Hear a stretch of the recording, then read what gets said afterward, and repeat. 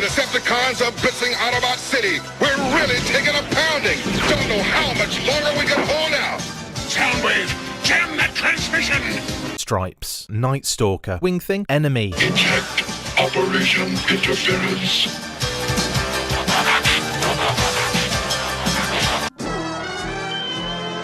Hello and welcome to yet another review already this year, cranking them out now. I am Chris McLeod, aka Diagnostic80, and I'm looking at the Transformers masterpiece Cassettbot vs Cassettron set from Takara Tomy, brought to you by In Demand Toys. By the way, I've changed the stupid face transitions because Frank wasn't a fan. In fact, he seemed like a complete but I can handle constructive criticism. I'm also back in my old studio in the UK briefly, so we get to see Jim Godfrey's amazing diorama again. Before we get stuck into the plastic bits, let's look at the histories behind these 4 tape cassette characters. This awesome set of repaints and 1 brand new mould are all quite obscure in their choices, but that's what I absolutely love more than anything. The more oddball, weirdly ambiguous or generally vague characters that pop up in the Masterpiece line, the better for me. I for one have had my fill of Optimus Prime repaints for now, he says whilst purchasing the MP-15 reissue, so this is a nice change of pace, even though we've already had a ton of cassette tapes, included with Soundwave, Sound Blaster and that random Ratbat in the G.I. Joe and Transformers Collector's Club set. In any case, we are scraping not at the bottom of the barrel, but at the upper interior of the curved jam jar, where some really tasty substance has wedged itself away, almost invisible to the knife wielder themselves, and missed initially due to how crackers and obtuse these fringe characters are. I hope that mixed metaphor has confused the ever-living shit out of you, because I'm absolutely baffled at my own words right now. So first up, let's look at Tiger Force Ravage. Stripes. Obscure character number 1 is an Autobot that almost saw inclusion in the Transformers movie in 1986 as one of Blaster's tapes. In an early draft of the film, Stripes is mentioned by name as the character that snaps at Ratbat, scaring him into retreat. In the final version, he was replaced with Ramhorn, as you can see here. He got a toy in 2012 in the Encore range with Twincast and Night Stalker that led to appearances in the Transformers Collector's Club magazine, in a Recordicons comic strip in the same year, in the Transformers Generations manga story Controverse in 2014, and most recently in 2016 as a Legends class figure in the Titans Return Generations line. The toy featured 3 modes, Tiger, Tablet and Jet, and the tablet mode can fit inside Blaster and Soundwave's chest compartments, OVs. Now let's open this masterpiece box to see what we have in there. Typical Takara Tomy fare with the black box.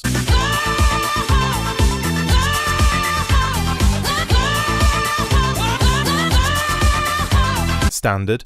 The back of mine has a huge sticker on it. It's in Japanese, so I have no idea what it says, probably a warning about how you can't play them in actual cassette players. Slide them out and we have 4 pink tape cassette cases. If we take one out, we can see how it operates. Simple hinge opens the case so that you can put any of the cassettes inside, like so, and it has a cute Transformers brand stamp on it. We also have Enemy's accessories because f*** the other guys. These items include 2 thruster guns, a backpack peg for holding the 2-arm pile drivers, and the 2-arm pile drivers that have those extending pistons for absolute damage. Girl, you know that I love you. We have the tapes, which is good, otherwise this would be a very boring video. Nothing too mind-blowing here, just simple repaints and a few slight retools of tapes we have seen before and the new build, but I still get a kick out of these characters. And finally, there's the paperwork. A collector's card with awesome artwork on the front, and then just a crap load of numbers on the back due to the fact that they have all been crushed together on the one card. The instructions that fold out into a poster and make it very difficult for me to operate in this rather cramped space. Let's look at Autobot Stripes. In tape form he is pretty standard, a retool and redeco of Masterpiece Jaguar, or Ravage as we know him, but we will see more of that in Stripey Cat mode. His deco is gorgeous and he really pops. Let's get him into his more interesting form. Autobots, transform and roll out!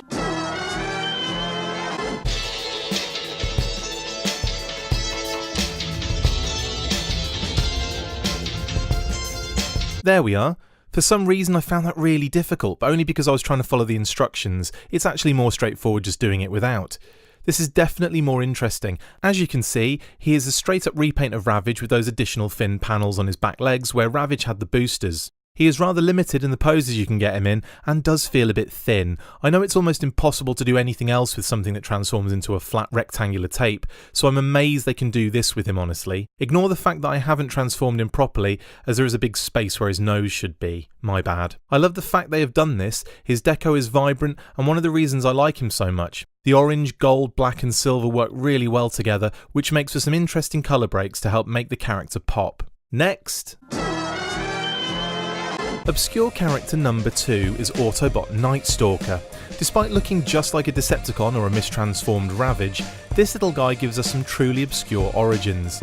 Firstly, although it has recently been debunked by writer James Hill in an interview by James Roberts, it was hinted that the character came about thanks to a fan's design in the Marvel UK comic competition Design a Decepticon way back in 1985. A 12-year-old Jason Yeo designed this particular Night Stalker, written as 2 separate words, that resembled Ravage and according to James Hill was purely a coincidence when coming up with the Night Stalker, one-word character, for the Marvel UK comic story State Games in 1986. This particular iteration of the character was a bodyguard for the last surviving Autobot Overlord along with his partner Ravage. He activated a self-destruct mechanism to protect his master, sacrificing himself in vain as the Overlord died later on from energon deficiency, after Ravage betrayed him to join Megatron. So where did James Hill get the idea for the name and Ravage style design then? He claims it was lifted from the Kolchak The Night Stalker TV show that aired on US television in the mid-70s.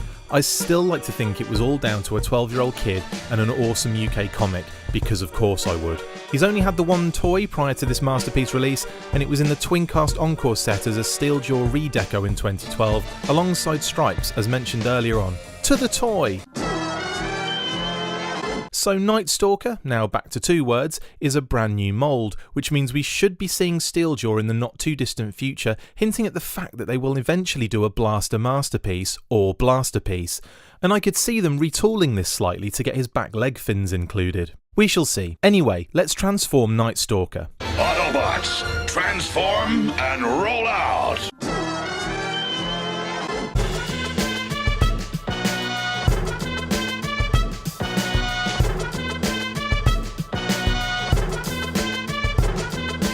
Very cool new design, and I love that big neck piece that acts as a thick mane. I'm surprised they didn't give him grey lower legs like his previous toy, but the all black is rather cool with the other silver accents working well to break up the design and display his Autobot symbol. Despite the neck brace, he feels as though he has more articulation and posability than the Ravage/Stripes mould, highlighted in this case by making him urinate on a bush. He looks bulkier and he has a really cool head sculpt. Where the bulk has been increased, his overall size has decreased. Again, until they can use actual Cybertronian technology on these figures, then we will just have to suck it up and stop complaining about things like that. But overall, I love him.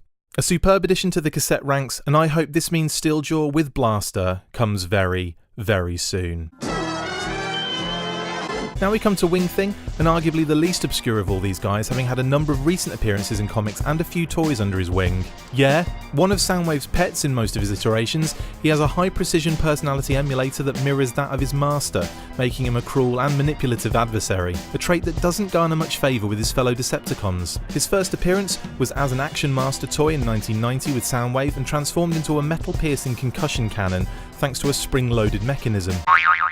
Due to inaccurate instructions included with the original toy, Soundwave is often shown using Treadshot's weapons seen here. We don't see him again until 2010 in the Transformers animated The Allspark Almanac 2 by Jim Sorensen and Bill Forster in his prototype animated Keytar form. He then gets a toy in the Encore Sound Blaster set with Sound Blaster, OBS, and Enemy in 2012, where we finally get him as a tape cassette thanks to a smart redeco of Ratbat. A cute aspect of this particular figure, and something he shares with all the other cassettes released with Sound Blaster, is the sticker of Fort Max between the tape spools when in tape mode that highlights weaknesses in Max's body when viewed through Sound Blaster's chest panel. In 2013, he was spotted in the comic Regeneration 1 issue 93 in the story Destiny Part 3, again as one of Soundwave's tapes, and then again throughout the series. His last comic appearance came in IDW's More Than Meets the Eye issue 48 in the story Speak Memory Part 1, this time perching on Skyquake's forearm. And that leads us nicely to now and this awesome masterpiece toy. So we have another repaint in the group, and this one is a simple redeco of Masterpiece Ratbat, so nothing we haven't seen before. What I can talk about is the deco, which once again I actually love. Let's transform him so we can see the details. Decepticons! Decepticons, transform!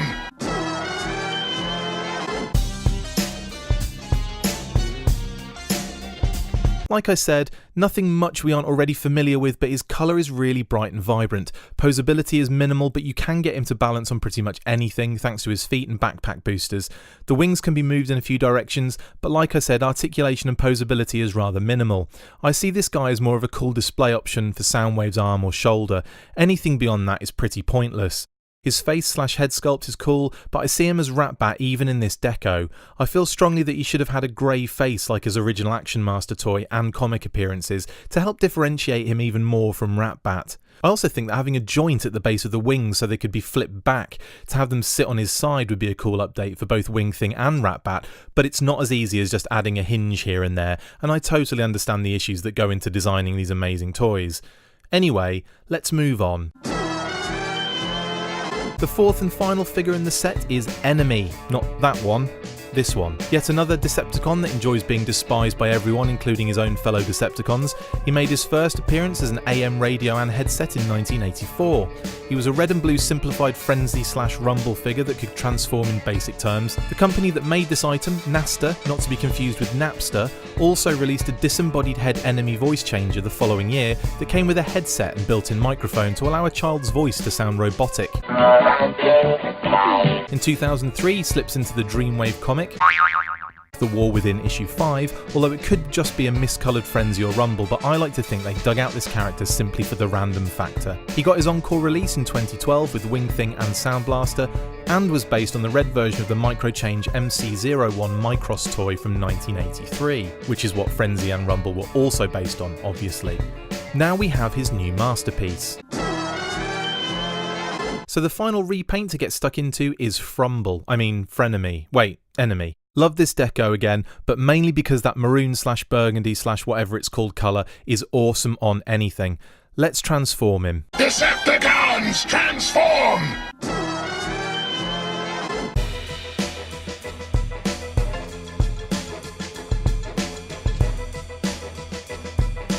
He looks awesome. I feel as though this mould is the best version of all the cassettes in terms of how the figure looks and operates. The Ravage/Stripes mould has some aesthetic issues as well as articulation for obvious reasons, and the others feel rather limited in certain areas, but this little guy has a ton of features on top of a really cool look and posability. He comes with a few accessories, but they all seem to have multiple uses. The thruster guns can be held in his hands by moving the handle on the weapon, and alternatively, it can be switched back to attach, albeit rather fiddly, to the tape spool ports on his back.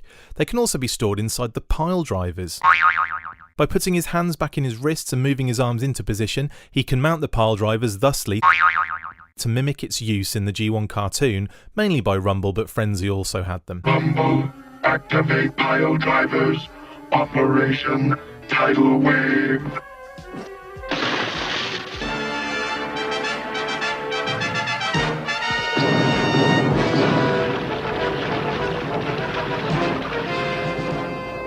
It's working. They can also be stored on his back using the backpack storage clip. The pile drivers slide in and he can hold all of his gear, which is a huge selling point for me.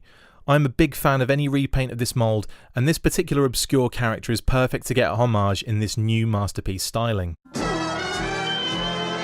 Overall, I love the homages in this set, even though we are looking at majority of repaints, and as price goes, I would imagine a lot of people will feel it's a lot, but you are getting 4 characters, 1 brand new mould, and a bunch of accessories to boot. It does feel worth it for what you get, and considering the choices they have made with these guys, I don't think they will be as popular as previous releases.